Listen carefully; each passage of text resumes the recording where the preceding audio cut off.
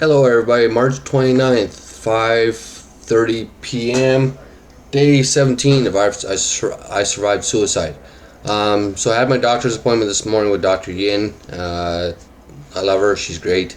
But she actually did look at my file because she opened the door when I was in there taking my sock off, and she just looked at me and said, "Dude, what the hell? Like, seriously?" And I mean, she's great. We have a bit of a joking rapport. Because she knows all of my medical and my past and things like that.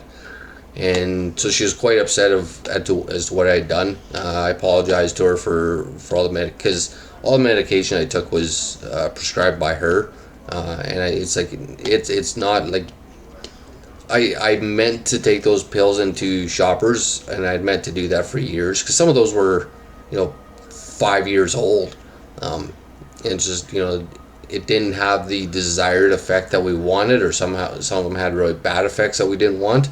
So it's like I meant to drop them off. It just I got lazy, forgetful, and it's like, oh yeah, I gotta drop those off. I'll drop those off on the way home from work tonight, and then I'd leave them on the island and forget about them.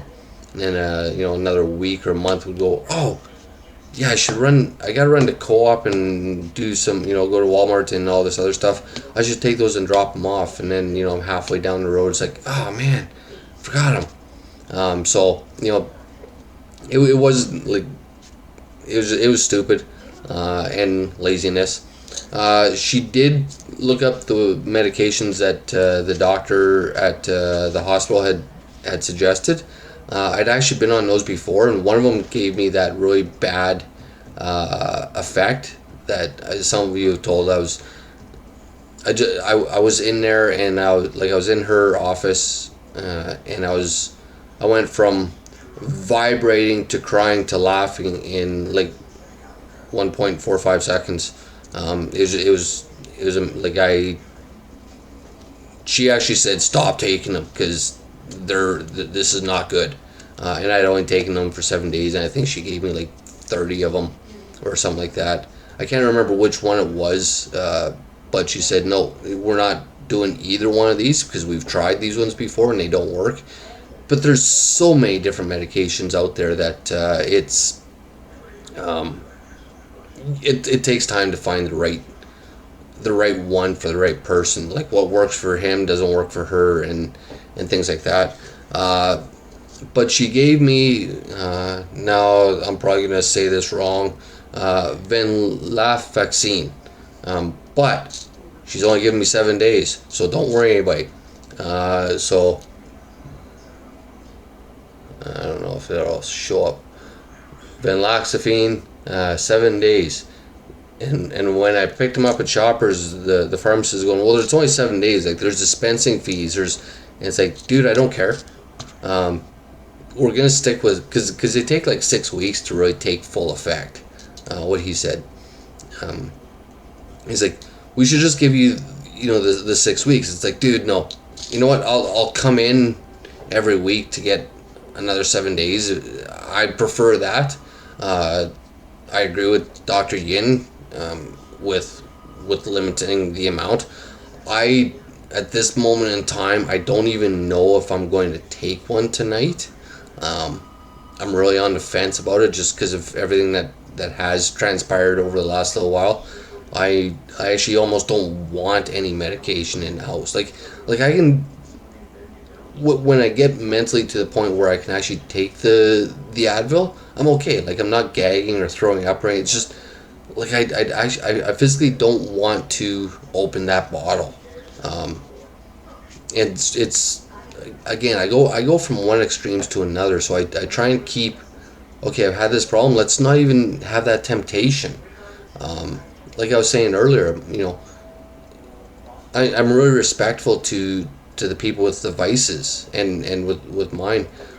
You're a non-smoker now. Well, you know what? I'm not gonna give you a cigarette. Sorry. I'm gonna stay away from you when I go to have a cigarette. So I won't have a smoke in front of you. Mom and Dad quit smoking. I didn't smoke in front of them. I still smoked. I went into the garage to have a cigarette when they were alive. but I would not do it in front of them. If and it was keep that temptation away from someone who's out. Like, dad wouldn't have had a problem, mom would have caved, and that's where, you don't know what's going on in someone's life. Keep that temptation away. I know, people that are struggling to quit smoking, or recovering addicts, recovering alcoholics. I won't eat, you're recovering. I will fully 100% respect that. I won't take a beer over to your place and drink a beer in front of you when you're stressed out to the max. Like, I won't do that to you. So I just go from one extremes to another. I know I'm weird. But realize that there's only 7 in here. Even if I took all 7 all at once, they won't harm me. They probably give me a major upset stomach. But with the concoction I took, we can pretty much be assured that 7 won't do anything. And I'm happy to go once a week to pick up a prescription, until, unless I have to go on holidays or something. As to the dog front, this is a little bit crazy. I was on the Calgary Humane's website, and ARCS and PAWS, and they don't have any small dogs. None. I sent an email off to Calgary Humane Society. I haven't heard back because I just did that a couple hours ago, and asking, can you put me on like a priority list or something? It's been really strongly recommended by physicians and MH experts, and I still got to go to counseling next week. I'm going to see what he can say. Dr. Yin can give me a note that says I can take the dog on an airplane or in the store. I don't need that. Like, I don't need that part of it. I need the dog at home. From a medical standpoint, there's nothing, she doesn't have any resources she can help me with. Always worth a try. See what the counseling says. I was on, a bunch of people have said, well, go on Kijiji and look there. Like, there's always dogs there. Yeah. Here's one for $1,950, $1,000, $1,400, $1,600. Oh, nice, $3,200 for a dog. Sorry, that's out of my price range. Anything that's under $500, they're too big. Again, I need the small dog. I'm on a second floor condo, 892 square feet. Now, this place is smaller than most of your houses. So the average house is, anywhere between 14 to 1,800 square feet. I'm under 1,000 square feet. This place is small. I'm on a second floor. That means I have no backyard, so I can't just let the dog outside. So I literally have to go outside. Some people have said you can get a Doberman that's low activity. Yeah, but when you take that dog out, you're doing a 2-mile run with the dog. I can't do that.